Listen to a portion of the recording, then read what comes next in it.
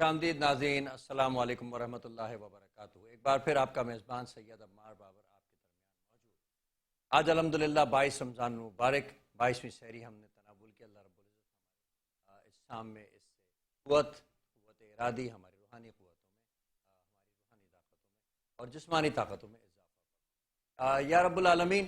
آپ نے آج ایک دن پھر ہمیں ایک نئی نوید اس صورت میں سنائی کہ رات کے دبیز اندھیرے روشنی کی قید میں آ گئے۔ روشنی نے اپنی دبیس چادر میں ان کو قید کر لیا، اور یہ اب سورج کی شعائیں حکم دیتی ہیں کہ کوئی ہے جو مانگتا ہے مغفرت، کوئی ہے جو مانگتا ہے جہنم سے آزادی، اور کون ہے جو رحمت مانگتا ہے۔ تو رحمت، مغفرت اور جہنم سے آزادی، تینوں کی تقسیم اللہ رب العزت کی جانب سے اس خوبصورت وقت میں، سحر کے وقت میں ہو رہی ہے۔ جو رحمت مانگے گا اسے رحمت ملے گی، جو مغفرت مانگے گا اسے مغفرت ملے گی۔ اور یہ عشرہ جو جہنم سے آزادی کا عشرہ ہے، یقیناً اس امید اور یقین کے ساتھ کہ جب رب کائنات نے اس بات کا حکم صادر کر دیا کہ میں مغفرت تقسیم کروں گا، تو مغفرت یقیناً تقسیم ہوگی، اور جو مغفرت کے لیے ہاتھوں کو بلند کرے گا اسے یقینی طور پر مغفرت دی جائے گی۔ یا رب العالمین ہمیں مغفرت بھی عطا فرما، جہنم سے آزادی بھی عطا فرما، اور اس پر کاربند رہنے کی توفیق عطا فرما، وہ پرہیزگاری عطا فرما جو ہماری نسلوں تک چلے۔ معزز ناظرین، آج ایک اور انتہائی ضروری ٹاپک کے ساتھ میں موجود ہوں۔ ہمارا پہلا جو سیگمنٹ ہے وہ ممتاز عالم دین علامہ منیب اقبال صاحب کے ساتھ ہوگا، جس میں ہم آج بچوں کی تربیت کے حوالے سے چیدہ سوالات ان سے کریں گے کہ بچوں کی تربیت کے لیے حضور صلی اللہ علیہ وآلہ وسلم نے کیا فرمایا، اور آپ صلی اللہ علیہ وآلہ وسلم بچوں کی نگہداشت کے لیے کس انداز میں حکم فرماتے ہیں۔ السلام علیکم۔ وعلیکم السلام کیسے ہیں آپ؟ ٹھیک؟ اللہ کا شکر بڑا۔ جی علامہ صاحب، آج یہ ضروری ایک ٹاپک تھا جو خواتین کی طرف سے سوال تھا۔ بچوں کی تربیت کے لحاظ سے اسلام کیا فرماتا ہے کہ دنیا اور دین ان کی دونوں جو ہے متعدل ہو جائیں، دونوں میں وہ کامیاب ہو جائیں، دونوں راستے ان کے گامزن ایسے ہو جائیں کہ کامیاب ہو جائیں۔ بسم اللہ الرحمن الرحیم۔ حضور علیہ الصلوۃ والسلام کی حدیث ہے، مفہوم ہے۔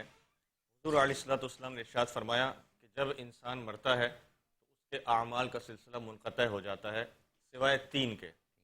سب سے پہلا وہ درخت جو اس نے لگایا اور اس کے سائے میں کوئی بیٹھتا ہے تو اس کا ثواب اس کو دیا جاتا ہے۔ وہ کنواں جو اس نے کھدوایا اس میں سے جو پانی پیتا ہے اس مرنے کے بعد بھی اس کا ثواب مرنے والے کو ملتا رہتا ہے۔ اور وہ نیک اولاد جو انسان نے اپنے پیچھے چھوڑی، اس کے مرنے کے بعد بھی جب نیک اولاد اچھا کام کرتی ہے تو مرنے والے کو اس کا ثواب ادا کیا جاتا ہے۔ اس کا معنی یہ ہوا کہ جب اولاد کی اچھی تربیت ہوگی، نیک اولاد ہوگی، تو مرنے والے کے لیے یعنی اس کے ماں باپ کے لیے بھی اس کا فائدہ ہوگا۔ حضور علیہ الصلوۃ والسلام کی اگر زندگی کو ہم پڑھیں تو حضور علیہ الصلوۃ والسلام بچوں پر خاص قسم کی شفقت فرمایا کرتے تھے۔ خاص طور پر جو آپ کا تعلق تھا آپ کے گھر میں پرورش پانے والے حضرت امام حسن اور حضرت امام حسین رضی اللہ تعالی عنہما کے حوالے سے، کہ آپ کس طرح دونوں پر شفقت فرمایا کرتے تھے، کس طرح آپ علیہ الصلوۃ والسلام نے ان دونوں کی تربیت فرمائی اور ان دونوں پر شفقت فرمائی۔ یہاں تک کہ ہم دیکھتے ہیں کہ جب حضرت امام حسین رضی اللہ تعالیٰ عنہ حضور علیہ الصلوۃ والسلام کے پاس نماز کی حالت میں آتے ہیں اور حضور سجدے میں ہوتے ہیں اور حضرت امام حسین آپ کے گردن پر بیٹھ جاتے ہیں، جب تک وہ گردن سے اٹھتے نہیں ہیں حضور علیہ الصلوۃ والسلام سجدے سے اپنے سر کو نہیں اٹھاتے۔ یہ محبت کا عالم تھا۔ اس سے ہمیں سبق یہ ملا کہ حضور علیہ الصلوۃ والسلام خاص طور پر بچوں پر شفقت اور محبت فرمایا کرتے تھے۔ حضور علیہ الصلوۃ والسلام جب بازار میں جایا کرتے، سفر کیا کرتے، رستے میں ہوتے، بچے کھیل رہے ہوتے، حضور علیہ الصلوۃ والسلام کو وہ ادب سے سلام کرتے، حضور بھی رک کر انہیں ادب سے سلام کرتے، ان سے محبت فرماتے، ان کے چہروں پر ہاتھ پھیرتے، ان کی کمر پر ہاتھ پھیرتے۔ یہ محبت کا وہ معاملہ تھا کہ حضور علیہ الصلوۃ والسلام نے بچوں کے ساتھ رکھا۔ ایک تو سب سے پہلی چیز جو حضور علیہ الصلوۃ والسلام کی زندگی سے ہمیں سمجھ آئی وہ ہے بچوں کو محبت دینا، بچوں کو شفقت دینا۔ چھوٹی عمر میں بچے محبت کے متلاشی ہوتے ہیں، انہیں محبت چاہیے ہوتی ہے، انہیں توجہ چاہیے ہوتی ہے، انہیں ٹائم چاہیے ہوتا ہے۔ سب سے پہلا عنصر تو یہ ہے۔ دوسرا، جب یہ بچہ بڑا ہوتا جاتا ہے اس کی تربیت تعلیم کی صورت میں، چاہے وہ دینی تعلیم ہو چاہے دنیاوی تعلیم ہو، دونوں صورتوں میں اس کو ایسی زندگی دینا، اس کو ایسا ایک ماحول دینا کہ وہ اپنی زندگی سکون سے آگے چل کر گزار سکے۔ تو یہ بھی بہت ضروری ہے۔ پیارے آقا صلی اللہ تعالیٰ علیہ وآلہ وسلم کے گھروں میں کے گھر کے اندر جتنے لوگوں نے پرورش پائی، جس میں امام حسن امام حسین کا آپ نے ذکر سنا، اس کے علاوہ حضرت علی کرم اللہ تعالیٰ وجہ الکریم بھی بچپن سے آپ کے گھر میں بچپن سے آپ کی پلتے سرپرستی رہے. میں رہے. اس کے علاوہ حضرت زید بن حارثہ زید بن حارث وہ بھی آپ کے گھر میں پلتے رہے. اچھا علامہ صاحب یہ فرمائے کہ کتنی ضرورت ہے اس چیز کی کہ ایک ایسی تربیت میں بچہ رہے, ایک ایسی سپرویژن میں رہے کہ جو دنیا اور دین دونوں لحاظ سے اسے مثبت طریقے سے گامزن کر سکے, تو اس کے لیے کس شخصیت کا انتخاب کرنا چاہیے؟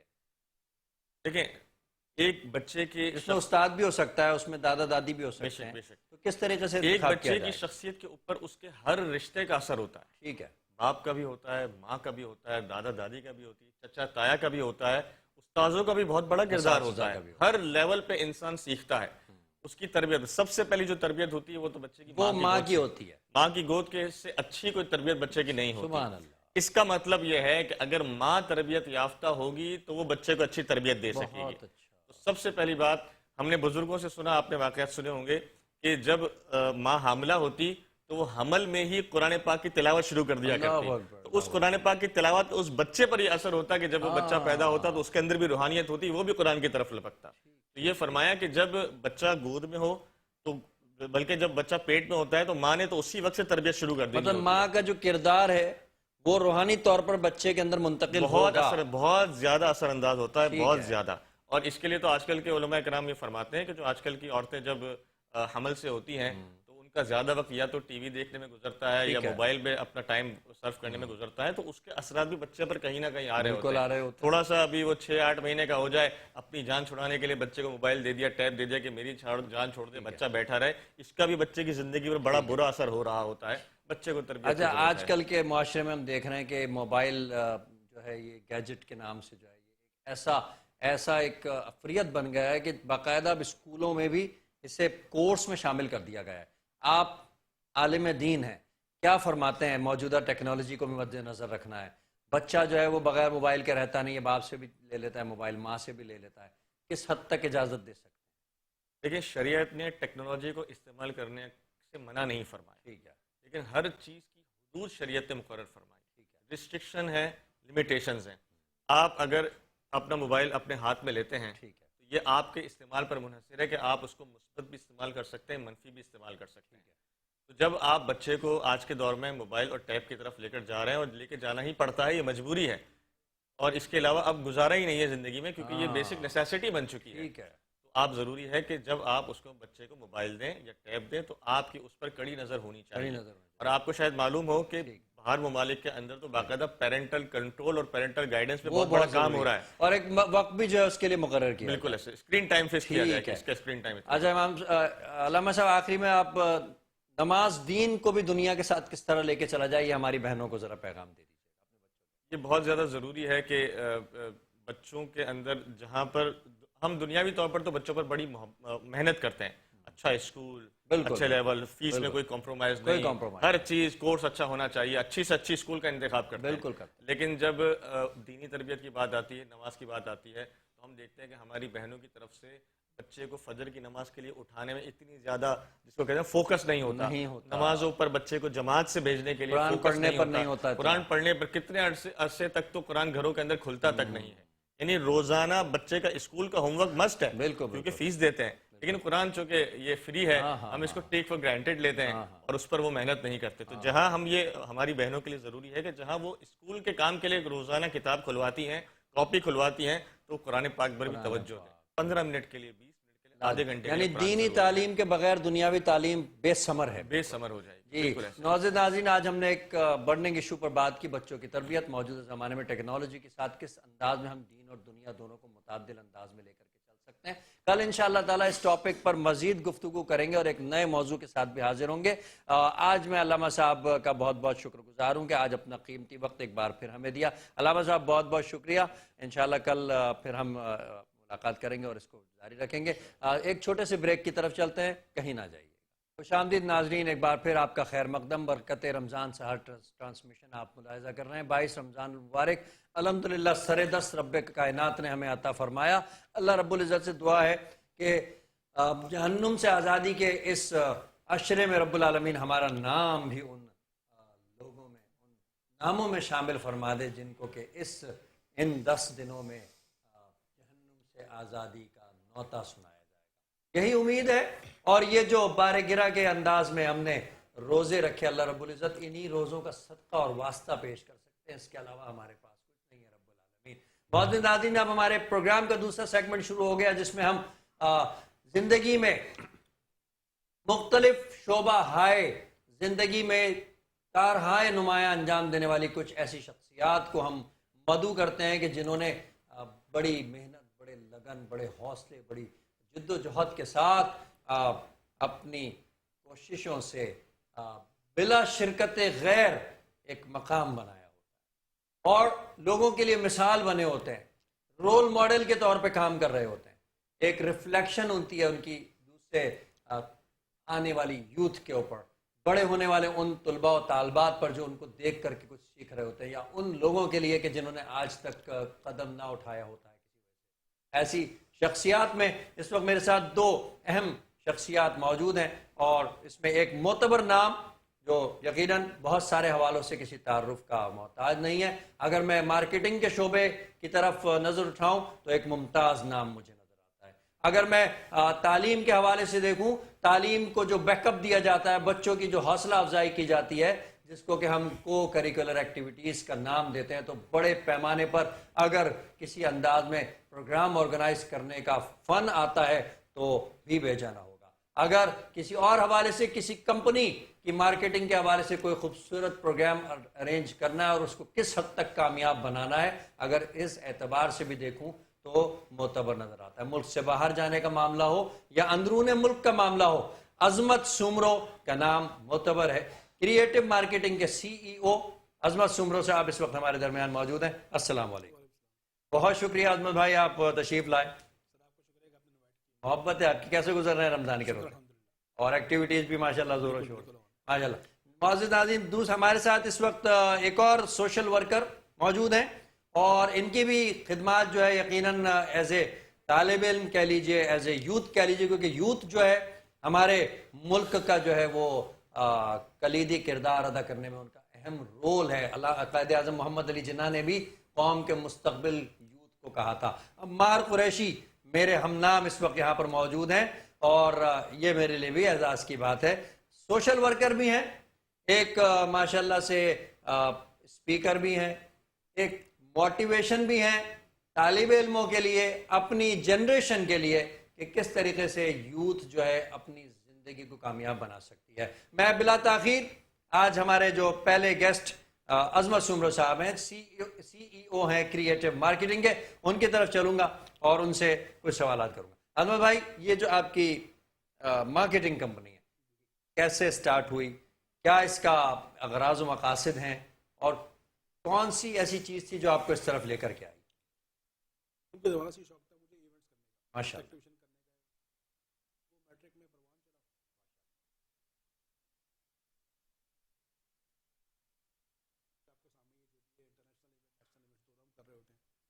کر رہے ہوتے ہیں، ایونٹس کر رہے ہوتے ہیں۔ پی ایف میں ایک بڑا میرا رول ہے، تو پی ایف میں ہر ویکینڈ میں ایکچولی کوئی نہ کوئی کنڈکٹ کروا رہا ہوں۔ تو یہ جو پی ایف میوزیم میں ہر ہفتے جو آپ کی ایک ایکٹیویٹی ہو رہی ہے، یہ کس حوالے سے، یہ تھوڑا سا بتائیے۔ اس میں کوکنگ شو بھی ہے، گیم شو بھی ہے، اور شیف گلزار اس میں آتے ہیں، اور شیف گلزار صاحب جو ہے وہ ایکٹیویٹی کنڈکٹ کرتے ہیں، ڈفرینٹ برانڈس کو اسپانسر کرتے ہیں، اور ایک فیملیز کے لیے ہلا گلا مچا ہوتا ہے۔ ٹھیک ہے، مطلب ایک اٹریکشن ہے فیملیز کے لیے، بچوں کے لیے، خاص طور پہ خواتین کے لیے۔ بالکل ایسے ہی، بالکل ٹھیک ہے، ٹھیک ہے۔ ناظرین، بڑا خواتین کے لیے ایک بڑی اٹریکشن ہے کہ پی ایف میوزیم میں آپ ہر ہفتے ویکینڈ یعنی کہ سیٹرڈے کی ایوننگ میں ایک خوبصورت پروگرام عظمت سومرو صاحب وہاں پہ ارینج کرتے ہیں۔ اس میں مختلف برانڈز آپ کی وہاں پہ آپ کو ویلکم کہہ رہے ہوتے ہیں۔ اگر کبھی موقع ملے آپ ضرور تشریف لے کے جائیے، عظمت سومرو صاحب انشاءاللہ تعالیٰ آپ کو وہاں پر ویلکم کہیں گے۔ یہ عمار قریشی صاحب، تھوڑا سا اپنے جو آپ کا کام ہے اس حوالے سے کچھ ہمارے ناظرین کو مطلع کیجئے کہ آپ نے کس طرح سے اس فیلڈ میں آنے کا طے کیا، اور اپنی تعلیم کو بھی آپ کس طرح لے کر کے۔ بسم اللہ الرحمن الرحیم۔ سب سے پہلے تو بہت مشکور میٹرو ون نیوز، ہمارے بھائی آپ کا، اور بالخصوص ہمارے عریب شیخ صاحب جن کی توسط اور وساطت سے آج اس بہترین پروگرام میں حاضری ہو رہی ہے۔ دیکھیں، جیسا کہ آپ نے سوال کیا کہ کس طریقے سے کام ہوا، تو میں کہتا ہوں سب سے پہلی بات ہوتی ہے گھر کی تربیت۔ ٹھیک ہے۔ ہم نے اپنی والدہ سے، پھر اساتذہ کرام ان سے یہ معاملات دیکھے اور وہاں سے سیکھے کہ جب میری والدہ ایک گورنمنٹ امپلائی ہیں، اچھا، اور جب سیلری آتی ہے تو پہلے وہ جو نکالتی ہیں وہ اللہ اور اس کے رسول کے نام کا نکالتی ٹھیک ہیں. ہے. پھر ایک حصہ نکالتی ہیں کہ جو مساکین میں اور غرباء میں ان میں تقسیم کیا جائے گا. اس کے بعد گھر کے لیے کچھ حصہ رکھتی ہیں. تو یہ چیز بچپن سے دیکھی. پھر اساتذہ سے سنی, اساتذہ نے تربیت کی, اساتذہ کو دیکھا. میں تمام اپنے اساتذہ کا بھی مشکور کہ جنہوں نے یہ تربیت دی. تو وہاں سے دیکھتے دیکھتے ہم نے ایک چیز ایک مرتبہ ریئلائز کی کہ یار کیوں نہ ہم بھی اس شعبے میں آگے جائیں. اور استاد صاحب کی ایک بات ذہن میں تھی کہ اگر آپ کو 10 روپے ملتے ہیں تو 5 پہلے کسی کے لیے نکالیں, پھر 5 اپنے لیے رکھیں. اس بات کو ذہن میں رکھتے ہوئے ایسے ہی اگر کوئی سماجی کارکن بننا چاہتا ہے کہ جی اپنے ملک کی خدمت کرے تو اس کے لیے کوئی کیا آپ ہنٹس دینا چاہیں؟ دیکھیں, سماجی کارکن میرے خیال سے ہر وہ شخص ہے جو سماج میں کسی بھی طریقے سے کسی بھی شعبے میں بہتری کے لیے کام کوئی کر رہا کردار ادا کر رہا ہے, کوئی بھی کردار ادا کر رہا ہو, چاہے وہ تعلیم کے لیے ایک کر رہا ہو, استاد ہی کیوں نہ ہو. چاہے استاد ہی کیوں نہ, وہ ہر شخص سماجی کارکن ہے. اور سماج میں رہتے ہوئے دیکھیں, سماج ہے معاشرہ, یہ تو ہماری ملک کا حق بھی ہے نا. حق بھی ہے. یہ ہمارے دین اسلام میں بھی یہ تعلیمات ہیں. دین اسلام نے وہ خوبصورت دین کے جس نے یہ تعلیمات دیں کہ آپ پہلے اپنے عزیز و اقارب میں دیکھیں, اپنے برابر میں دیکھیں کہ آپ کو اپنے پڑوسی بھوکا تو نہیں سو رہا. یہ تعلیمات ہمارے دین نے دی. تو کوئی بھی شخص جو سماج میں بہتری کے لیے کام کرنا چاہے وہ کر سکتا ہے, کسی بھی انداز سے کر سکتا ہے. چاہے وہ کسی کو سمجھا کر کرے, کسی کو ساتھ موٹیویٹ کر کرے. آج کے دور میں دیکھیں, ابھی سندھ یونیورسٹی کا ایک واقعہ تھا کہ ایک بچے نے خودکشی کی, ساگر گوپنگ نے. لیکن اگر اس کو موٹیویشن ملتی, اس کو دوستوں کا ساتھ ملتا, تو شاید وہ اس طرف راغب نہ ہوتا.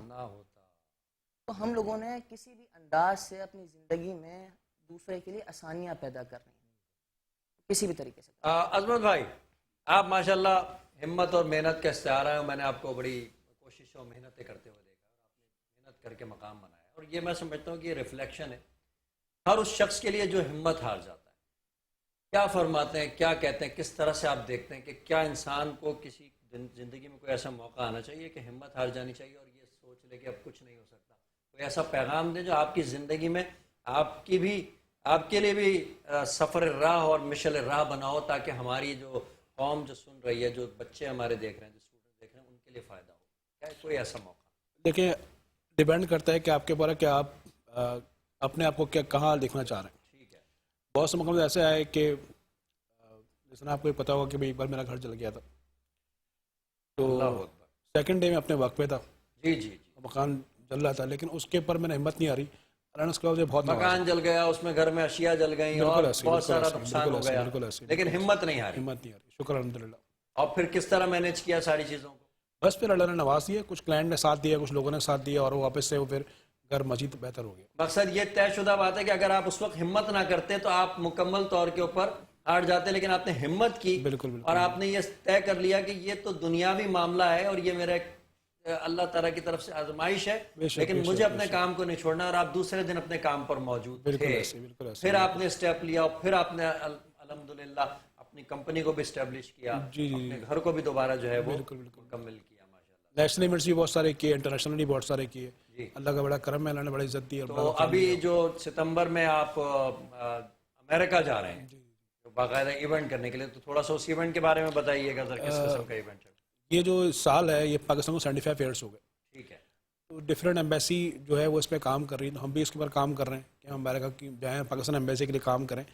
75 ایئرس جو ہے پاکستان کمپلیٹ ہو گئے ہیں, اس کے حوالے سے ایک شو کرنا چاہ رہے ہیں. وہ ہے کوکنگ شو ہوگا, کلچرل شو ہوگا ہمارے ملک کے حوالے سے. ٹھیک ہے. اس کا پلان ہے پورا کرنے کا. اچھا, ماشاءاللہ. اس میں میرے ساتھ شیف گلزار ہے, باقی یہاں سے کچھ آرٹسٹ وغیرہ جائیں گے, ایکٹیویٹی کنڈکٹ کریں گے. آپ بھی چلیں ساتھ, آپ بھی ایک ہمارے ان شاء اللہ تعالیٰ اگر مجھے موقع ملے گا میں ضرور.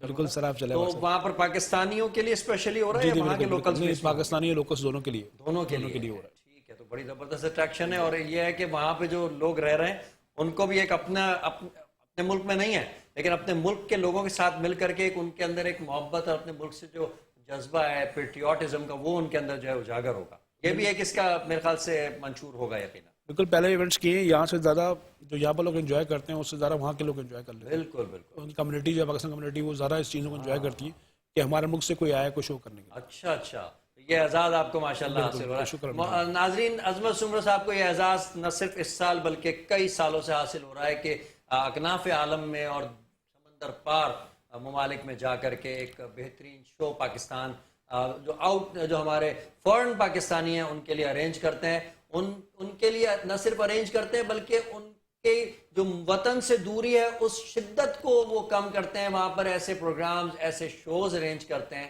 اس میں کچھ ایسے ایونٹس ہوتے ہیں جس سے وہ اپنے پاکستانی بھائیوں کے ساتھ بہنوں کے ساتھ مل کے بہت اچھا فیل کر رہے ہوتے ہیں. ہماری دعا ہے کہ عظمت سمرو صاحب اسی طریقے سے کامیابی اور کامرانی حاصل کریں. عمار صاحب کی طرف چلتے ہیں. عمار صاحب, بحیثیت سماجی کارکن آپ اپنی کوئی ایسی کارکردگی بتائیے جس کو کہ آپ نے خود طے کیا ہو, خود آپ نے ایک وانڈر کے طور کے اوپر آپ کے لیے ہو کہ واقعی میں ایک زندگی میں آپ کی تبدیلی لے کر آ گئی وہ چیز, کوئی ایسا واقعہ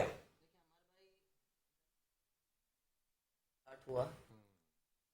اس وقت ایک راشن سے ہم نے سٹارٹ کیا تھا. صحیح ہے, پہلا لاک ڈاؤن تھا, ماس ڈسٹریبیوشن ایکٹیویٹی ہماری فرسٹ ایکٹیویٹی تھی. سیکنڈ ٹائم جب ہمارے پاس ہوا تو فرسٹ ہمارا یہ تھا کہ ہم نے ایک راشن سے سٹارٹ لیا تھا, اور ذہن میں یہ بات تھی کہ یار ایک گھر ایسا ہے تو پتہ نہیں کتنے ہوں گے.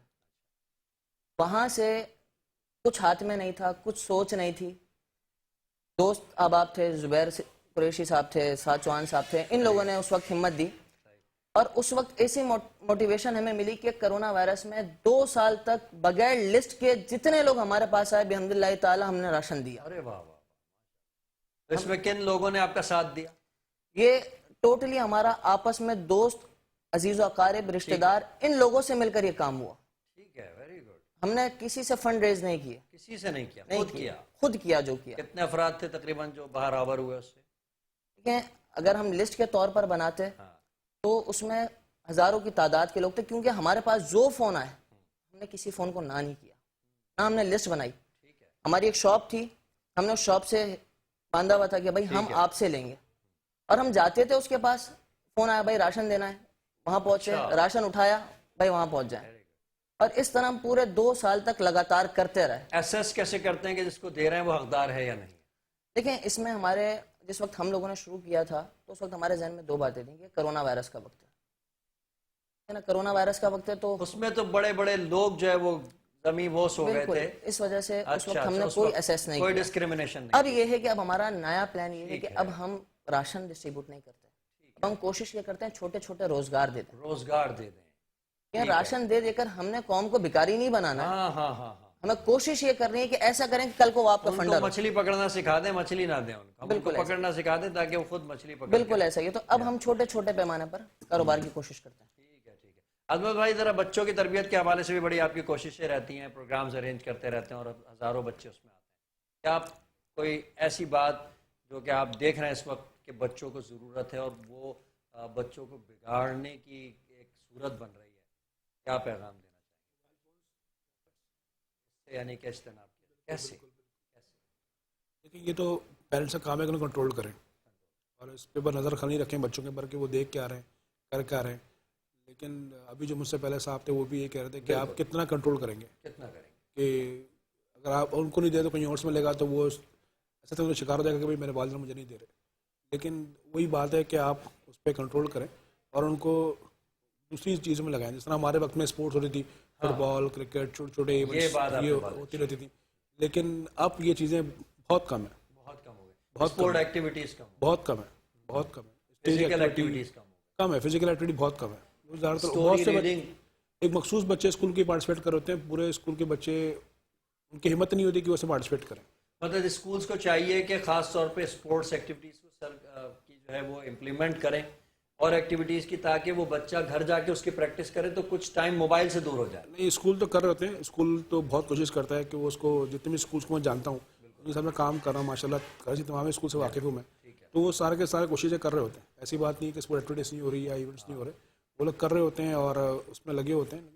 یہ بڑی ہمت کا کام ہے. اور اساتذہ کرام اس میں کوئی رول پلے کر سکتے ہیں, کوئی امپلیمنٹیشن بچوں کو دیں جس سے بچوں کے اندر تبدیلی پیدا ہو. اسکول کے لوگ کنٹرول کرواتے ہیں کہ بھائی اسکول میں یہ چیزیں نہ, اور وہ اس پہ کام بھی کر رہے ہیں. ٹھیک ہے ٹھیک ہے. کوئی پلان آپ کوئی ایسا اپنی جو مارکیٹنگ ہے اس کے تھرو لا سکتے ہیں کہ جس میں اس میں ہم کوئی کمی لا سکیں؟ ایونٹس کی طرح بلا رہے ہوتے ہیں, کبھی آرٹ ایکٹیویٹی, کبھی سائنس ایگزیبیشن, کبھی کرافٹ ایگزیبیشن, کوئی نہ کوئی ایکٹیویٹی کروانے سے بچہ پارٹیسپیٹ کرے اور حصہ لے, اور وہ کامیابی ہو رہی ہوتی ہے. ہاں, اور اس سے یہ ہوتا ہے یقیناً کہ بچہ گھر پر بیٹھ کے کوئی پینٹنگ بنا رہا ہے کہ جی کل میں نے جمع کروانی ہے, تو وہ جو ٹائم اس نے موبائل میں دینا ہے وہ پھر وہ پینٹنگ بنا رہا ہوگا یا اسٹوری بنا رہا ہوگا. بالکل ایسے. کچھ انعامات وغیرہ بھی بڑے بانٹتے ہیں بچوں کو آپ؟ جی جی ایسے ہی ایسے ہی چلے ماشاء اللہ.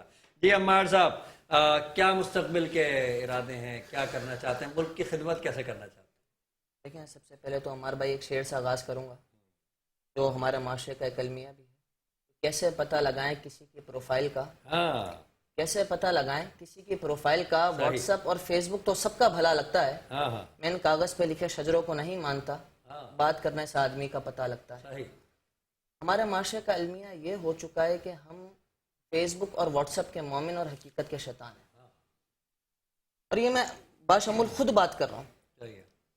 ہمارے جو مستقبل کے ارادے ہیں وہ ارادے یہی ہیں کہ ہم کوشش ایسی کریں کہ بھائی تربیتیں ہوں.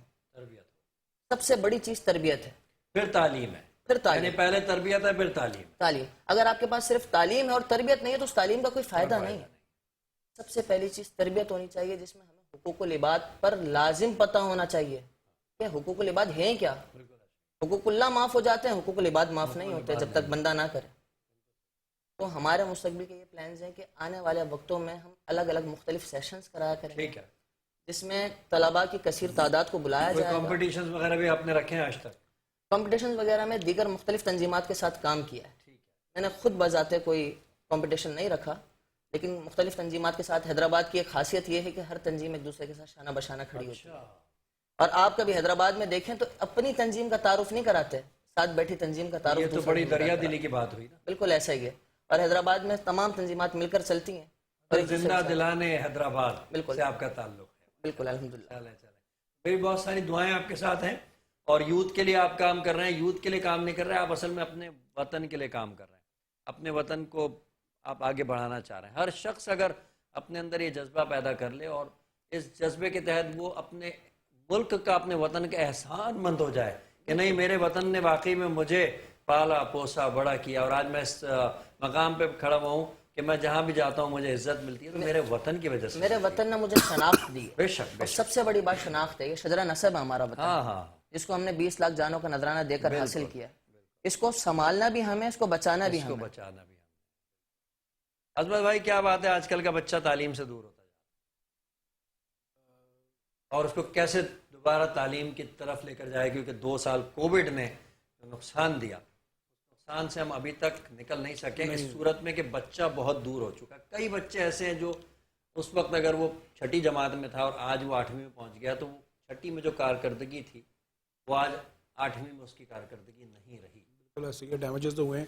کووڈ نے بہت ڈیمیجز کیا ہے، اسپیشلی اسکولس کو بہت زیادہ ڈیمیج کیا ہے. جی ہاں بہت زیادہ بہت زیادہ ڈیمیج کیا ہے. اور ظاہر سی بات ہے کہ بہت سے اسکول جو ہے آپ کو پتہ ہے یہاں پر رینٹس پہ ہوتے ہیں اور ان کو سروائیو کرنا بڑا مشکل تھا. پھر پیرنٹس نے وائنڈ اپ ہو گئے اور پیرنٹس، بہت سارے پیرنٹس کے بھی حالات ایسے نہیں تھے کہ فیسیں دے سکتے. جی ہاں جی ہاں پھر بھی اسکول نے ان سے کوآپریشن کیا، کیونکہ اسکول کو تو رینٹ تو دینا ہی دینا ہے، بالکل. ساتھ ان کو ٹیچر کو سیلری بھی دینی ہے. بہت کوآپریٹ کیا، کسی سے آدھی فیس لے لی، کسی سے نہیں لی، بہت کوآپریٹ کیا. لیکن بہت سارے پیرنٹس بھی بیچارے اس طرح کا نہیں تھے، وہ دے سکتے تھے کہ یا جو دے سکتے تھے انہوں نے بھی روک لی. انہوں نے کہا کہ اب تو پڑھائی ہونی نہیں ہے، پتہ نہیں کب تک اسکول بن رہے ہیں. آن لائن کلاسز ہے تو آن لائن کلاسز کا ہمارے ملک میں بھی اتنا رجحان نہیں رہا، رجحان نہیں تھا، اور لوگوں کو بھی اتنا پتہ بھی نہیں تھا کہ آن لائن کلاسز کیسی ہوتی ہیں. اچھا اس کا امپیکٹ بھی نہیں آیا کوئی؟ امپیکٹ بھی اس کا اسپینڈ بھی بالکل کچھ نہیں آیا. لیکن یہ کہ جس طرح میٹرک کے بچوں کو پاس کرا دیا گیا، انٹر نے بچوں کو پاس کرا دیا گیا، وہ آپ کو لگتا ہے کہ وہ سروائیو کر پائیں گے آگے چل کے؟ ان کی گریوٹی مینٹین نہیں ہو سکی، ان کی جو کنسسٹنسی تھی اس میں کمی رہ گئی. بہت ساری چیزوں میں گپ رہ گیا نا ان کے. بالکل ایسی ہی بہت ساری چیزوں میں گیپ بن کے رہ گیا. اور اس پہ سوچنا چاہیے آپ کو بھی، ہم کو بھی، اسکول والوں کو بھی، کہ وہ کیسے اس کو واپس اپنی جگہ پہ اس کو لے کر آئیں. پہلے کے جو اساتذہ تھے وہ بچوں کو بٹھا دیا کرتے تھے، ان میں ایک جذبہ ہوتا تھا، ایک ماں باپ، روحانی ماں باپ کا جذبہ ہوتا تھا کہ وہ اپنے بچے کو بٹھا دیتے، بولتے بیٹا جب تک تم یہ پورا مجھے سم مکمل کر کے نہیں دو گے، یہ سوال یاد کر کے نہیں دو گے، میں تمہیں چھٹی نہیں دوں گا. آج کیوں ایسا ہو رہا ہے؟ معزز ناظرین، اس سوال کو عظمت سمرہ صاحب سے ہم جاری رکھیں گے. وقت ہوا ایک چھوٹے سے بریک کا، جلد آتے ہیں اور یہ سوال کرتے ہیں کہ پہلے کے اساتذہ میں اور آج کے اساتذہ میں کیا فرق ہے. جی خوش آمدید ناظرین، ایک بار پھر آپ کا خیر مقدم، برکت رمضان سال ٹرانسمیشن۔ ہمارے پروگرام کا دوسرا سیگمنٹ آج 22 رمضان المبارک کا آپ ملاحظہ کر رہے ہیں۔ ہم تعلیم پر بھی بات کرتے ہیں، ہم الحمدللہ مذہب پر بھی بات کرتے ہیں، سماجی معاملات پر بھی بات کرتے ہیں۔ اس وقت میرے ساتھ خوبصورت شخصیات موجود ہیں۔ جناب عظمت سومرو صاحب CEO ہیں کریٹو مارکیٹنگ کے، دنیا بھر میں ماشاءاللہ جاتے ہیں، مارکیٹنگ کے شعبے میں ایک بڑا نام ہے۔ اس کے علاوہ عمار قریشی صاحب موجود ہیں، موٹیویشنل اسپیکر ہیں، ماشاءاللہ سے سماجی کارکن ہیں، ملک کی خدمت اپنے کام کے ذریعے کرنا چاہتے ہیں۔ جی عظمت صاحب، استاد پہلے بھی استاد محنت کرتا تھا، آج بھی استاد محنت کرتا ہے، اس کے باوجود بچے میں وہ تبدیلی کیوں نہیں آ پا رہی جو ہم ایک اوور آل دیکھ رہے ہیں کہ اگر 30 بچے کلاس کے اندر ہیں تو وہی 5 6 8 10 بچے ہی اوپر جاتے ہیں، باقی بچے تھوڑا کیا وجہ ہے؟ اور آج بھی استاد بڑے اچھے ہیں، بالکل ایسے جتنے میرے دوست ہیں آپ سمیت، آپ خود ایک اسکول ہے الحمدللہ اور آپ اسکول ایکٹیویٹی کرواتے ہیں، بچے بڑی محنت کرتے ہیں بالکل ایسے اور جہاں جہاں آپ کے ہو سکتا ہے وہاں جاتے ہیں۔ بالکل ایسے ہی آپ کی طرف سارے میرے دوست ہیں، وہ اپنے بچوں کے لیے بڑی محنت کرتے ہیں بالکل کرتے اور وہ ہر کوشش کرتے ہیں کہ ان کا بچہ جو ہے ان کے اسکول کا نام روشن کرے۔ بالکل ایسے تو ظاہر سی بات ہے وہ ٹیچر اچھے رکھتے ہیں، خود بڑی محنت کرتے ہیں، بچوں کے لیے ڈفرینٹ قسم کی ایکٹیویٹیز کروا رہے ہوتے ہیں اور ان کو انڈور آؤٹ ڈور ایکٹیویٹی دونوں کروا رہے ہوتے ہیں۔ اس کے بعد جو میرا رول آتا ہے وہ آتا ہے والدین کا۔ والدین کا آتا ہے، استاد یعنی تو کمی جو ہوگی یا جو اس میں تبدیلی آئے گی وہ والدین کے طرف سے والدین کی طرف سے ہے، کیونکہ استاد تو پوری محنت کر رہا ہے، ٹھیک ہے، وہ پڑھا رہا ہے، اگر وہ ٹیوشن نہیں کر رہا ہے نوٹس بھی کر رہا ہے، ہر منتھ وہ پیرنٹ ٹیچر میٹنگ بھی کر رہا ہے، بالکل بتا رہا ہے کہ بچہ کمزور ہے اس پہ توجہ دیں۔ لیکن آج کل کا دور جو اپنا ہے فرض استاد پورا کر رہا استاد پورا کر رہا ہے، ٹھیک ہے، کیونکہ وہ آپ دیکھیں ہر اسکول میں ہر مہینے جو ہے، ہمارے وقت میں شاید اتنی نہیں تھی جب ہم چھوٹے تھے، لیکن اب ہر مہینے پیرنٹ ٹیچر میٹنگ ہوتی ہے تاکہ ٹیچر سے وہ ملے اور پوچھے کہ جی وہ بچہ اس کا کتنا کس قابل ہے، کہاں جا رہا ہے، اس کی ایکٹیویٹیز کیا ہیں اسکول کے اندر، بتا رہا ہوتا ہے۔ لیکن اگر اس کے باوجود اگر پیرنٹس اس کو اگنور کرتا ہے اور وہ بولتا ہے نہیں خود صحیح ہو جائے گا، ایسا نہیں ہوتا۔ جب تک آپ استاد کی بات پیرنٹس نہیں مانے گا، بچے تو مانتے ہی مانتے ہیں، لیکن اگر پیرنٹس نہیں مانے گا، توجہ نہیں دے گا تو بچہ اور لاپرواہ ہو جائے گا۔ کہ پرواہی نہیں ہے تو پھر استاد کی ویلیو نہیں رہتی۔ استاد کی ورت بنانے کے لیے پیرنٹس کا بڑا رول ہوتا ہے۔ بس استاد نے اگر کوئی کام دیا ہے، کسی چیز پہ بچے کی سرزنش کی ہے، تو ماں باپ کو چاہیے کہ وہ استاد کے ساتھ کھڑے ہوں، نہ کہ اپنے بچے کے ساتھ۔ بالکل استاد سے کھڑے ہوں، بچے کے ساتھ نہ کھڑے ہوں۔ بچے کھڑے ہوں گے تو بچہ بگڑ جائے گا، بچہ بگڑ جائے گا، بچہ بگڑ جائے گا۔ اگر وہ استاد کھڑے نہیں ہوں گے تو استاد کیا کر سکتا ہے؟ پھر وہ تو ایک حد تک آپ کو سپورٹ کرے گا نا، ظاہر سی بات ہے کہ اس کا بھی گھر بار ہے، وہ اپنا جاب کر رہا ہے، لیکن یہ استاد کی جاب کرنا یہ آسان کام نہیں ہے۔ بہت لوگ سمجھتے ہیں کہ جی اسکول والے بڑے کروڑپتی ہوں گے، بڑے امیر ہوں گے، ایسا نہیں ہوتا۔ یہ ایک جذبہ ہوتا ہے، یہ تو پیشن ہے، پیشن ہے، یہ جذبہ ہوتا ہے، یہ قربانی ہے، اور یہ جذبہ ہوتا ہے کہ وہ اسکول کھولتا ہے۔ اور اسکول کھولنا ایک بہت بڑا رسک ہے کہ آپ کو نہیں پتا آپ کو رینٹ دینا ہے، آپ کو سیلریز دینی ہے، آپ کا ماحول ایسے رکھنا ہے، آپ کو ڈیسک ایسے رکھنے، بہت سی چیزیں جو وہ کر رہا ہوتا ہے، لیکن بہت سے لوگ اس چیز کو سمجھتے قرضے لے کر کے فرنیچر منگوا رہا ہوتا ہے۔ آپ خود اس چیز سے گزر چکے ہیں، آپ کو مجھ سے زیادہ ایک اچھی طرح آئیڈیا ہوگا، اور میں پرسنلی بہت سے اسکول سے جانتا ہوں جنہوں نے اپنے اسکول اس کووڈ کے دوران مائنڈ اپ کیے۔ بالکل کیا، صرف یہ تھا کہ ان کو اتنی بھی سپورٹ نہیں ملی کہ وہ پیرنٹس کی طرف سے بھی یا خون کی طرف سے یا کوئی بھی ادارہ انہوں نے اس کو سپورٹ نہیں کیا کہ وہ کم از کم وہ اپنے خرچے نکال لیں، سروائیو کر جاتے۔ انہوں نے بہت سارے بیچاروں نے ایسوسیشن کے بہت سارے لوگ ہیں، انہوں نے الائنس بھی بنائی، کوششیں بھی کی اور بات چیت بھی کی، لیکن اس کا کوئی اوور آل رزلٹ کوئی خاص نکلا نہیں، اور وہ اس سے بند کرتے رہے۔ پھر فیسیں انہوں نے معاف کر دی، کوئی ایسی چیز چلتی رہی جس سے پیرنٹ اور شیئر ہو گیا کہ جی وہاں پر آگے سے جو ہے وہ حکومت نہیں منع کر دیا، وہ ایک بڑا کیس اس میں چلتا رہا۔ یہ بھی آپ کے سامنے ہی، آپ خود اس چیز سے گزر چکے ہیں اور آپ کو موسم زارہ سے اچھی طرح آئیڈیا ہوگا۔ پھر بھی ابھی اسکول کھلنے کے بعد دوبارہ اسکولوں نے جو اسکول جن کا شوق تھا انہوں نے ہمت نہیں آ رہی، وہ کرتے رہے۔ بالکل اپنا دام دیر میں سخن ہے، وہ اپنی کوشش، آپ نے بالکل صحیح کہا کہ وہ لگے ہوئے ہیں اس میں، کیونکہ اسکولس کے اگر آپ ٹیچرز کی دیکھیں تو سیلری بہت کم ہوتی ہے، بہت کم ہے، بہت کم ہوتی ہے، لیکن ان کا جذبہ ہے کہ وہ بچوں کو پڑھا رہی ہوتی ہیں، کے ذریعے اپنے ملک کی خدمت کر رہی ہیں، پڑھا رہی ہوتی ہیں، اگر وہ کوئی اور شعبہ اختیار کر سکتے، اور جن کا اسکول ہے وہ کوئی اور کام کر سکتے، بھائی کوئی جنرل اسٹور کھول لیتے، کوئی اور چیز کھول لیتے، لیکن نہیں، انہوں نے اسکول کھولا اور کاروبار کر سکتے، دوسرے کاروبار میں لگا سکتے۔ پیسہ تو کمانا، اگر آپ کے ذہن کو آپ کو مائنڈ ہے کہ پیسہ کمانا ہے تو آپ کچھ بھی کر کے اپنا کاروبار چلا سکتے ہیں۔ اور اسکول سے آسان بزنس ہیں دوسرے، ٹھیک ہے نا؟ اسکول سے بھائی آپ آسان کام نہیں ہے اسکول چلانا، پیرنٹس کی مغز ماری، پھر آپ کو یہ گورنمنٹ کے چکر، میٹرک بورڈ کے چکر، یہ سارے اس کو لے کے چلنا کوئی ایک آسان کام نہیں ہے۔ روز ایک نئی پنچایت کھڑی ہوئی ہوتی، روزانہ کچھ نہ کچھ ہوتا ہے، وہ بیچارے کبھی مجھے اپروچ کرتے، میں نے کہا بھائی میں کیا کر سکتا ہوں، میرا حافظ نہیں ہے، یہ تو آپ کے اس گورنمنٹ کے دائرے کے لوگ ہیں جو کہ آپ ان سے نپٹیں۔ مطلب گورنمنٹ کو چاہیے تھوڑا ہلکا ہاتھ رکھے. ہاں حلقات رکھے اور ساتھ ساتھ جو ہے ان کو سپورٹ بھی کرے, ہر لحاظ سے سپورٹ کرے ان کے ایونٹس میں, ان کے ایکٹیویٹیز میں, ان کے اسکول کے معاملات میں, کیونکہ وہ کافی حد تک انہوں نے بوجھ انہوں نے اٹھایا ہوا ہے. آپ گورنمنٹ اسکول میں دیکھیں کہ اگر آپ کسی سے پوچھیں گورنمنٹ اسکول بچوں کو جا کے کراؤ گے, کبھی نہیں کرائے گا, کبھی نہیں کرائے گا. 8,000 7,000 روپے ایک بچے پہ خرچ آتا ہے. جی عمار قریشی صاحب, کوئی بچوں کے حوالے سے ماں باپ کو دیں کہ بھئی اگر کوئی استاد جو ہے وہ اپنے بچے کے لیے کوئی سرزنش کرتا سکتی, تو آپ کیا کہتے ہیں, صحیح ہے یا غلط ہے؟ دیکھیں استاد بادشاہ نہیں ہوتا مگر بادشاہ بنا دیتا ہے. بادشاہ بناتا ہے. ہم نے بہت زیادتی کی, اور یہی آپ کا میسج بھی ہوگا. بالکل یہی میسج ہے. اور ہم نے بہت زیادتی کی اساتذہ کے ساتھ. ایک وقت تھا کہ بچے والدین جب بچوں کو چھوڑا کرتے تھے کہتے تھے یہ بچہ آپ کا ہوا. لیکن اب یہ وقت ہے کہ اگر بچے کو ڈانٹ دیا جائے نا تو استاد کی شامت ہوتی ہے کہ ہمارے بچے کو کیوں ڈانٹا, ہم تو بڑے لاڈ سے پالتے ہیں. اس کا کیا نیگیٹو اثر آئے گا؟ اس کا نیگیٹو اثر یہ آتا ہے بچہ بدتمیز نکلتا ہے, پتہ زندگی اس کی خراب ہو سکتی ہے. دیکھیں استاد کا وہ مقام ہے نا کہ وہ روحانی باپ ہے آپ کا. ایک والدین آپ کو اس دنیا میں لے کر آئے, لیکن اس معاشرے میں رہنے کا سلیقہ جس نے سکھایا وہ استاد ہے. ارے عمار صاحب بہت شکریہ آپ کا, آپ تشریف لائے. عظمت بھائی آپ بھی اسی حوالے سے میسج دے دیں کہ استاد اگر سرزنش کرتا ہے, استاد اگر بچے کو کچھ کہتا ہے وہ اپنا باپ یا ماں سمجھ کے کہتا ہے اس کی بہتری کے لیے, اگر اس کے دل میں یہ بات ہو تو نہ کہے. کیا میسج دیتے ہیں, ایسا ماں باپ کو کیا کرنا چاہیے ایسے؟ باپ کو سپورٹ کرنا چاہیے استاد کو. ٹھیک ہے, کہ میں اپنی بات کر رہا ہوں کہ جب میں اسکول میں پڑھتا شکایت کو آتی تھی, اب وہ میری وہیں درائی کرتے تھے, ادھر ہی درائی کرتے تھے وہاں پر کہ بھائی یہ شکایت کیسے آئی, استاد کی شکایت. ہاں لیکن اب الٹا ہے کہ اب شکایت کرتے جو انہوں نے بات کہی میرے بھائی نے, تو وہ یہی ہوتا ہے کہ پیرنٹ پہنچ جاتے ہیں, کہتے ہیں جی آپ نے کیسے کہا اس کو, اب ہمیں بولتے بلاتے بات کرتے, لیکن اب ویسے بھی مارنے پہ یا اس پہ پابندی ہے کہ آپ بچوں کو ہاتھ نہیں لگا سکتے, لیکن ہمارے جو ادھر گزرا اس میں پابندی لگی. لیکن وہ اس کی تو ازبر بھائی بہت ساری آپ کے لیے دعائیں آپ کی مارکیٹنگ کمپنی کے لیے کہ اللہ تعالیٰ اس کو دن دگنی رات چگنی ترقی عطا فرمائے. جس طرح ترقی کر رہی ہے اسی انداز میں ترقی کرتی رہے انشاءاللہ. پھر کبھی ہم آپ لوگوں سے ملاقات کریں گے. عمار صاحب آپ کا بھی بہت بہت شکریہ. محترم ناظرین, آج بچوں کی تربیت کے حوالے سے بھی بات ہوئی, اور پہلے سیگمنٹ میں علماء دین سے بھی یہی بات ہوئی, اور ہمارے ایونٹس کے حوالے سے عظمت سومرو صاحب سے بات ہوئی جو کہ سی ای او ہیں کریٹو مارکیٹنگ کے. بڑی خوبصورت گفتگو ہوئی بچوں کی تربیت کے حوالے سے, اسکول میں اساتذہ کے کردار کے حوالے سے. اس کے علاوہ عمار قریشی صاحب نے بھی اپنی خوبصورت رائے پیش کی, اپنے مفید مشورے دیے. امید کرتا ہوں کہ آپ ان مشوروں کو پر عمل کریں گے.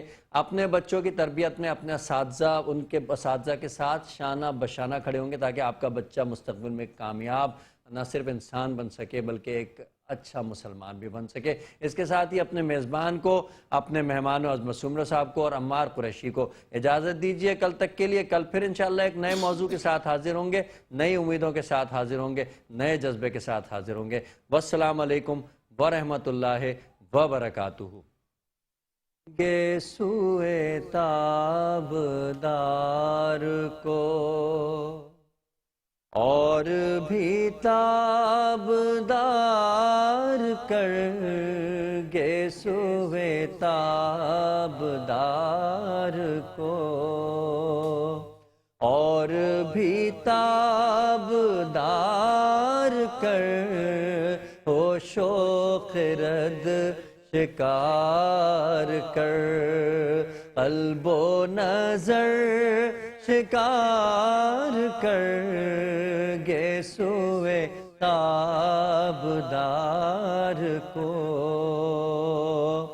باغ بہشت سے مجھے حکم سفر دیا تھا کیوں, کار جہاں دراز ہے, اب میرا انتظار کر, گے سوئے تابدار کو. تو ہے محیط بے قرار, میں ہوں ذرا سی آب جو, یا مجھے ہم کنار کر, یا مجھے بے کنار کر.